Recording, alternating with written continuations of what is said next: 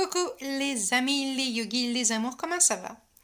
Comment ça va aujourd'hui? Alors nous sommes J79, c'est mercredi, toute la journée. Alors, défi du jour, est-ce que tu es capable d'ouvrir les coffres forts, toi? Alors, moi non. Donc, je vous invite, s'il vous plaît, si vous êtes un coffre-fort fermé à demi, 3 tours, 4 tours, 5 tours, vous avez perdu le numéro, vous avez perdu la clé, s'il vous plaît, ne m'appelez pas. Je n'ouvre pas les coffres-forts, je ne force pas les coffres-forts et je ne suis pas une magicienne qui trouve les numéros oubliés des coffres-forts. Hein? Alors, ça paraît drôle ce que je dis là, mais c'est quelque chose d'important. J'ai des gens qui viennent à moi ou qui vont vers d'autres personnes. Ils sont tellement bétonnés, fermés, convaincus de leur position, incapables d'ouverture vers d'autres formes de pensée, d'autres formes de comportement. Et ils viennent vers nous pour nous demander de les aider. Ben, moi, je peux aider personne. Moi, je peux aider personne. Vraiment, c'est important. C'est important de savoir que la seule personne qu'on peut aider, c'est soi-même. Ouais, la seule personne, le seul coffre-fort qu'on peut ouvrir, c'est soi-même. Et je ne suis pas capable, et en plus, j'ai même pas envie de le faire. Ce n'est absolument pas mon intention. Pourquoi? Parce que je n'ai pas d'énergie à perdre, à essayer de convaincre quelqu'un, à essayer d'obliger quelqu'un à changer. Non, absolument pas. Vous savez, c'est déjà assez compliqué de m'occuper de moi. De moi faire de moi un être meilleur à tous les jours qui essaie de rester à l'intérieur dans son mieux-être. Ce que je fais, c'est partager ma propre expérimentation, mon chemin. Et si ça peut servir à quelqu'un, si ça peut donner envie à quelqu'un, si ça peut stimuler quelqu'un à marcher vers la paix, vers le bien-être, alors là, j'en suis ravie. Mais sachez encore une fois que je n'ouvre pas les coffres-forts.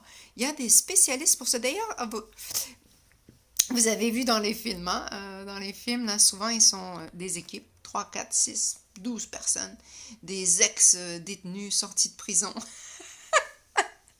Et ils vont trouver tous les moyens possibles pour faire exploser des coffres forts, des coffres bancaires. Hein. Voilà, non, non, moi je fais pas ça. Je rigole, mais c'est important de se rendre compte. On appelle ça des gens verrouillés. Hein. Quand on est verrouillé à l'intérieur, il n'y a rien à faire. Hein. Il n'y a rien à faire. Personne peut rien faire pour nous que soi.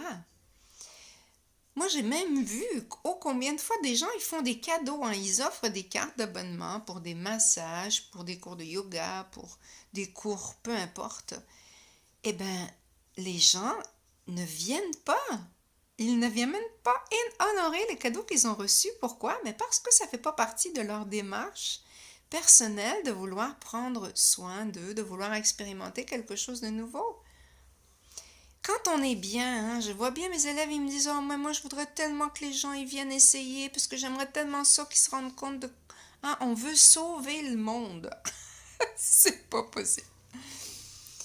Eh non, c'est triste, hein, mais c'est comme ça. Les gens, ils doivent faire eux-mêmes leur propre choix, leur propre chemin et prendre leurs propres décisions. Ensuite, voilà, hein, moi je suis là, il y a plein de monde qui sont là pour vous dire eh, c'est possible. Moi aussi, j'arrive de loin et un petit pas à la fois, je me suis reconstruite. C'est possible de se reconstruire, c'est possible de parler de ses douleurs, de ses souffrances. C'est important d'ailleurs hein, pour s'en libérer. Mais ouvrir des coffres forts, cela n'est pas possible.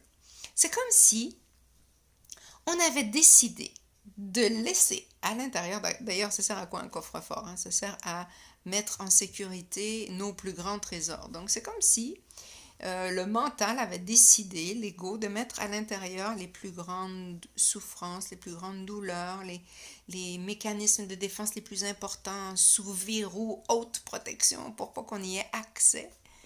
Comme ça garde l'être humain dans la souffrance. Hein? Et pour s'en libérer, il faut aller explorer. Donc, il faut aller regarder ça dans le fin fond du coffre-fort. Qu'est-ce qu'on a caché là-dedans? Alors, bon, ma question, elle est simple aujourd'hui. Toi, est-ce que tu ouvres les coffres-forts? Si oui, tu laisses ton 06. Il y a plein de gens qui ont besoin d'aide. OK? Donc, namasté. Je ris là, mais c'est vraiment, voilà, c'est vraiment important d'en prendre conscience et se poser la question, est-ce que moi, je suis un coffre-fort? Est-ce que je suis tellement verrouillée, tellement bétonnée, tellement sécurisée, haute protection, cachée dans le fin fond d'un château fort? Est-ce que je suis un coffre-fort?